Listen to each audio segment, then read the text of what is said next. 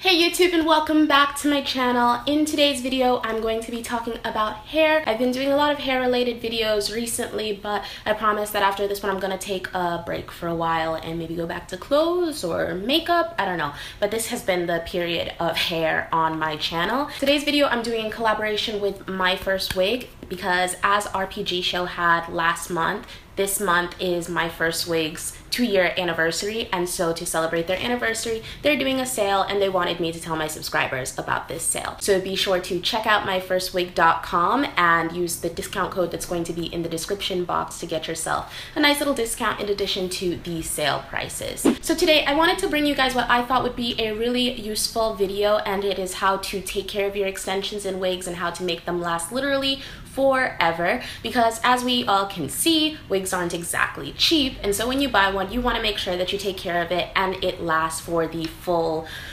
duration of its possible life. Even though I have a lot of wigs, to be honest, to avoid confusion in real life, I only really wear one, and it's another My First Wig that I got in like January, so I've been wearing it almost every single day since January, and as you can see in like recent pictures and social media posts, it's still cozy. And it's because I try to take really good care of my extensions and wigs. So in this video, I'm going to have 4 tips for you guys to make sure that your extensions and your wigs last forever. The first tip that I have for you guys is to avoid heat. When you buy a wig, make sure that you're buying a texture that you're going to be comfortable with wearing all the time. So if you want curly wigs, if you want wavy wigs, you buy curly wigs or you buy wavy wigs. If you want straight wigs, you buy a straight wig, because if you try to use heat to manipulate these hair textures, even if they technically can withstand hair, you're going to be shortening the life of your wig, because heat is obviously a very extreme thing to have on the hair. It dries it out. If the heat is too high, it will definitely burn the hair just like it would burn your human hair. So the best thing to do is really avoid the heat. Honestly, a lot of the things that you would use heat for, you can get the same exact outcome without it. For example, instead of using a blow dryer to dry your wig, just plan well so that you can wash your hair ahead of time and allow it to air dry. Instead of maybe using a curling iron to curl your wig,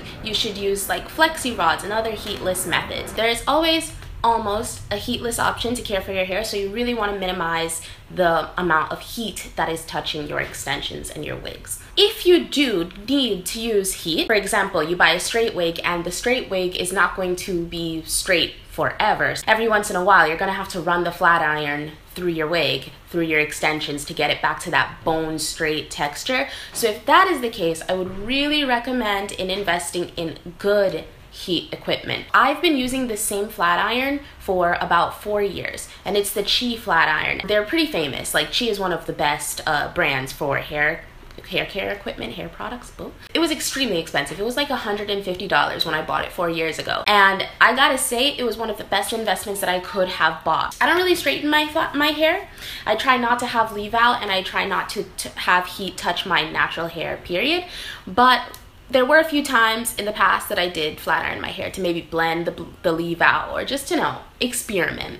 And one of those times I used the cheap flat iron instead of one of the cheap flat irons that I got from, I don't know, like Walmart for $20. And let me tell you, when I flat ironed my hair with the cheap flat iron, you could see that at least the moisture was still in the hair. When you ran the flat iron through it, the hair still had bounce, the hair still had a little bit of moisture in it. It wasn't like the Walmart ones that were literally burning my hair, that you can hear the cackle, you can hear the heat going through your hair, and you take it out and it's just like stiff. No, the cheap flat iron has only one heat setting, and it is the perfect setting to not burn your hair but still achieve a straight look. So after having tested it on my real hair and seeing how well my real hair reacts to it, that's all that I use for my wigs. And I flat iron the wigs maybe like once every few days. I try not to flat iron them every single time I wear them. I really try to spread out the heat, and I saw that after a while of using the flat iron, the hair would still stay in its original quality. Whereas before, when I was using cheaper flat irons, I would always see that after a while, the hair of the extensions, the hair of the wigs would get a little bit crispy.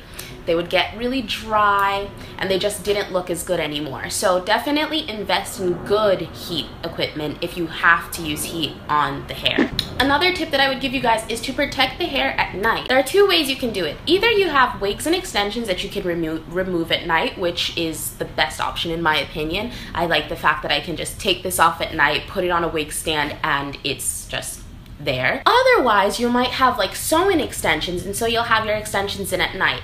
It's super important to like put your hair up, wrap it up, and protect it at night, because when you sleep at night and your hair touches like the cotton pillowcase, or even if it's a silk pillowcase, when the hair is rubbing against the pillowcase, it's losing oils, it will be losing form, and so after a while you'll see that the hair is easier to tangle, it's easier to get matted from wearing it at night. So what you really want to do is invest in a bonnet or invest in a headscarf and tie your hair up at night so that it's not having any contact with the pillow.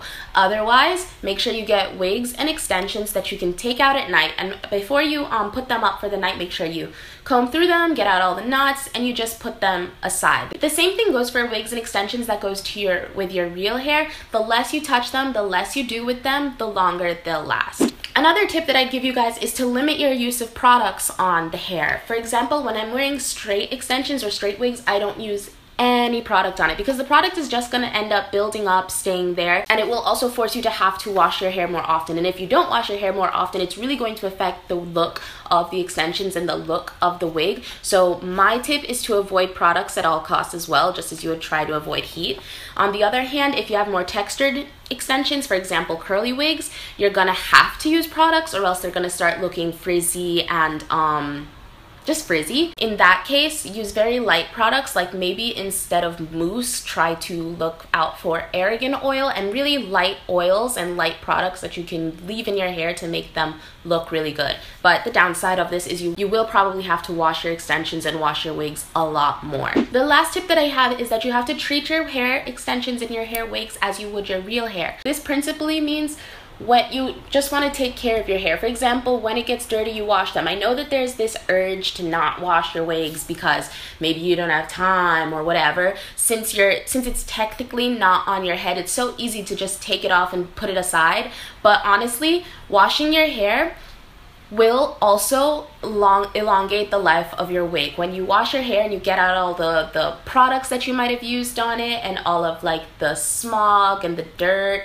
and the sweat from the day out of it, your hair will look a lot better and last a lot longer. So those are the tips that I have for taking care of your extensions and your wigs to make sure that they last a lot longer. As I said before, this video was done in collaboration with My First Wig, so be sure to check them out and not miss out on their sales if you want to get a wig like this one. I really like this short style for summer. After these videos, I want to actually delve into maybe doing some natural hair videos, because I have been wearing my natural hair out a lot more this summer. And so let me know in the comments down below if you want to see some natural hair videos to see the products that I finally found in Italy and my updated routine for my natural hair. If you guys want to see that, if you guys want to see maybe some hair tutorials on my 4C natural hair, let me know in the comments down below. I hope that you guys found this video informational and useful.